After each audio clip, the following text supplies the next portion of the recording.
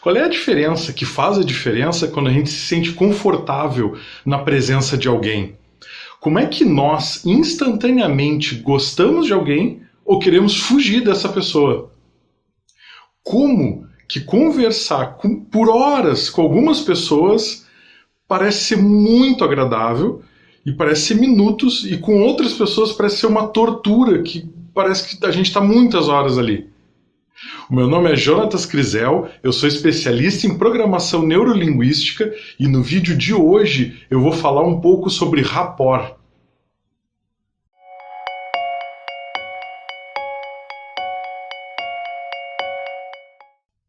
Rapport não é uma ferramenta da PNL, ela já existia antes e foi incorporada.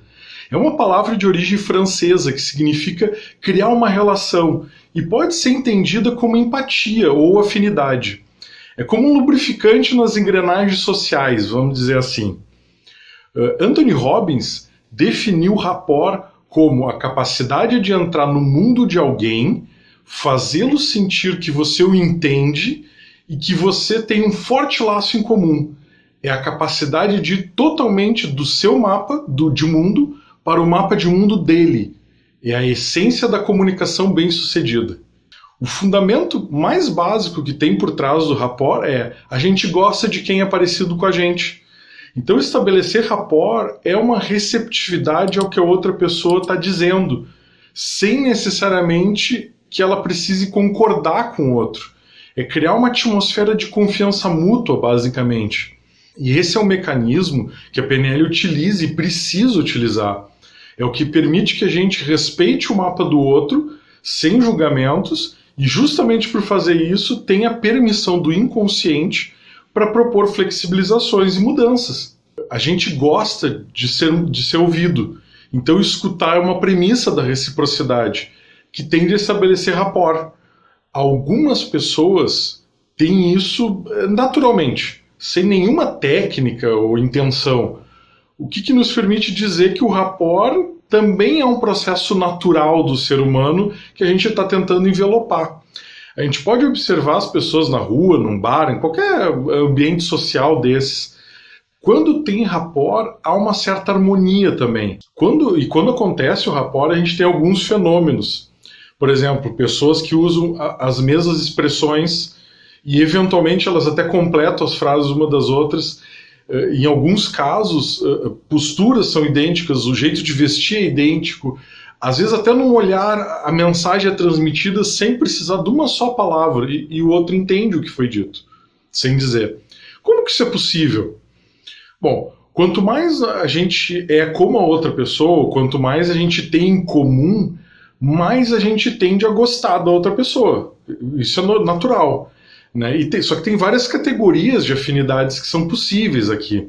A gente pode nos identificar com alguém porque essa pessoa se parece ou se comporta como a gente, ou porque ela tem ideias que são familiares, ou porque ela protege valores que a gente também cultiva, ou ainda porque compartilha a mesma luta, a mesma visão, a mesma missão que a gente. No primeiro nível, a gente pode dizer assim, a gente tem um rapport físico. A gente se assemelha fisicamente com gestos, com roupas. Sim, as roupas são comunicação também, lembra? É impossível não se comunicar. E a gente tem expressões verbais, é claro. Esse é o mais simples, é o mais medíocre do jeito de ter rapport. Simples porque é fácil mesmo. E medíocre porque é o que tem menor efeito com relação ao trabalho exigido. É bastante trabalho e pouco efeito. E infelizmente é um dos mais difundidos como técnica do espelhamento. E pior ainda, difundem com esse nome sem nenhum alerta das consequências dele, que a técnica chama pacing and lead, do inglês, ou seja, seria acompanhar e liderar. E dentro dela tem um passo no acompanhar que está descrito no inglês como mirroring, que é para sinalizar que tu deve ficar parecido com o outro. Aí, em algum ponto da história, não sei porquê, a gente ficou com a palavra espelhamento como a ideia de imitar o outro. E pouca coisa pior para o rapport do que espelhar. Ou seja, tu imitar ipsis literis tudo que o outro faz. É muito grosseiro, e o inconsciente detecta rapidamente, e principalmente porque normalmente as pessoas ficam muito incongruentes quando elas imitam alguém assim tão forte. Na dúvida, faz o teste, encontra qualquer pessoa na rua e fica imitando ela simplesmente. Tu vai ver se ela vai gostar de ti. Pode ser o teu amigão, essa pessoa vai ficar desconfortável. E se fizer isso contigo, tu também vai.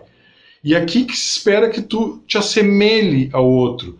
Ou seja, se a pessoa é introvertida, não seja extrovertido, ou não seja tanto. Se é uma pessoa que gesticula pouco, talvez é interessante tu diminuir a gesticulação. Se a pessoa fala rápido, é interessante tu tentar aumentar a tua velocidade da fala. E o inverso disso, tudo é válido, né? Mas lembre, fique parecido. E esse é o nível do rapport da turma, da galera.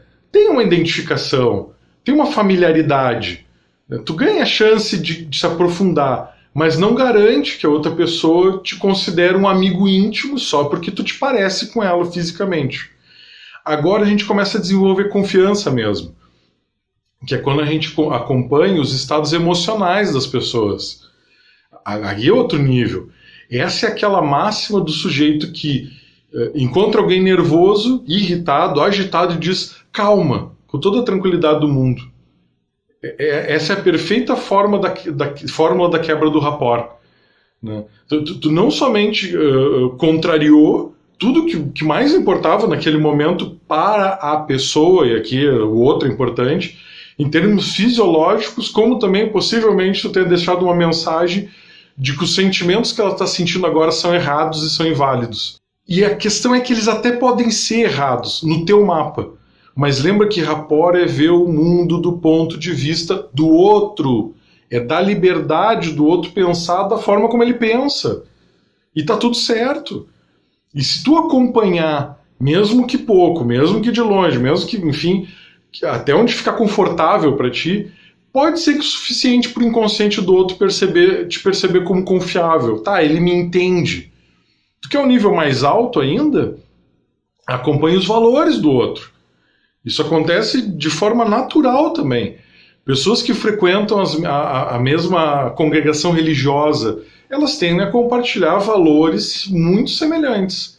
E isso explica parte do poder do convencimento de alguns líderes religiosos. Por isso que os valores são muito próximos. Ocorre o mesmo com a política e o governo.